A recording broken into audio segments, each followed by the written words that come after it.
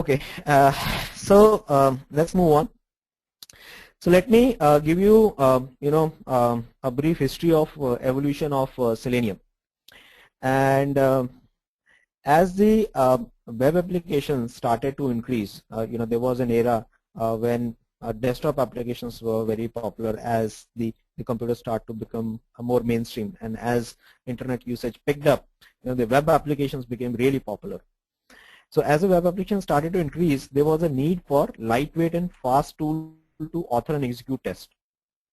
So in 2004, Jason R. Huggins invented a tool to do the above, and later was joined by the team at ThoughtWorks. It got launched as an open source tool and could be used for free. Now at that time, some proprietary paid tools like QTP were being developed by a company called Mercury, now which later got acquired by HP. So it's now referred to as HP QTP. Now at that point of time, jokingly, Jason and the team started to refer their open source tool as Selenium, because Selenium is an element in periodic table which can be used to cure mercury poisoning. Mercury is another element in the periodic table. So, so they started to refer to their tool as Selenium, that it can cure mercury poisoning. And eventually the name Selenium caught on. So initially it got started as a JavaScript library which could capture the items in web pages and run tests against them. This library which they started with, was the core of the Selenium tool that they developed, and this was, eventually called as Selenium core. In order to enable the testers to record and play test cases, just as we did right now, I showed you the UI which came up, in which I wrote down open and all that. So that is that integrated development environment was built, and it is known by the name of Selenium ID.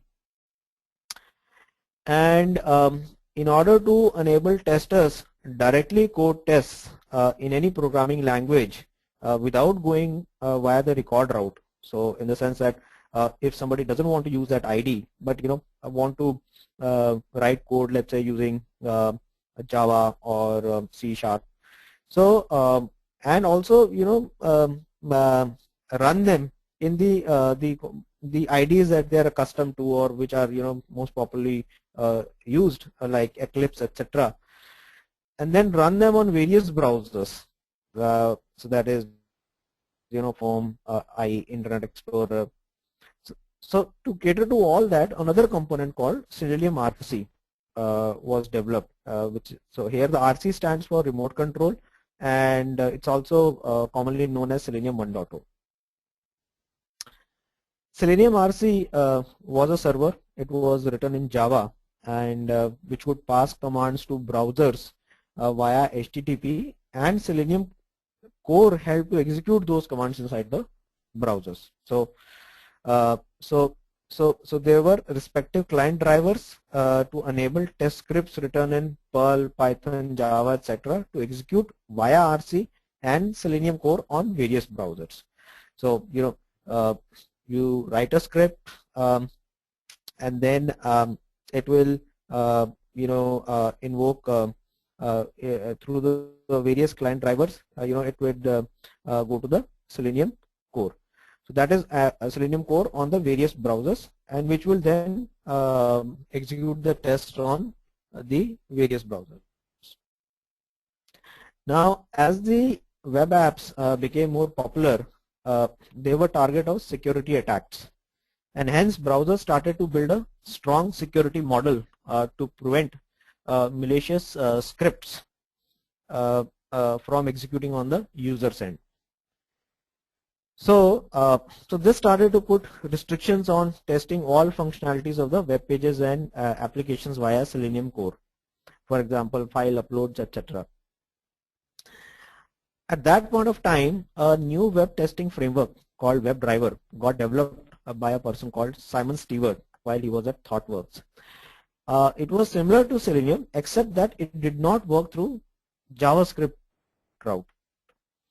So instead of being a JavaScript application running inside the browser, it works via operating system and uses the most appropriate native mechanism of the browsers to control the web page. And this enables to get those elements which were earlier out of reach.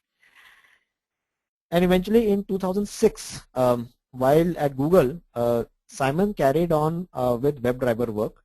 Both Selenium and WebDriver had their set of pros and cons, and it was thought that merging the two can bring the best of both the tools.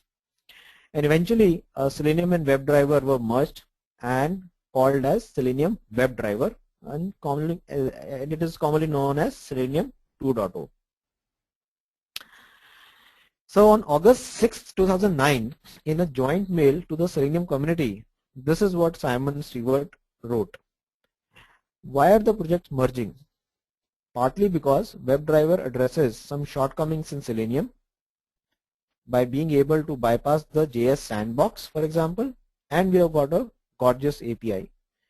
Partly because Selenium addresses some shortcomings in WebDriver, such as supporting a broader range of browsers, and partly because the main Selenium contributors and I felt that it was the best way to offer users the best possible framework.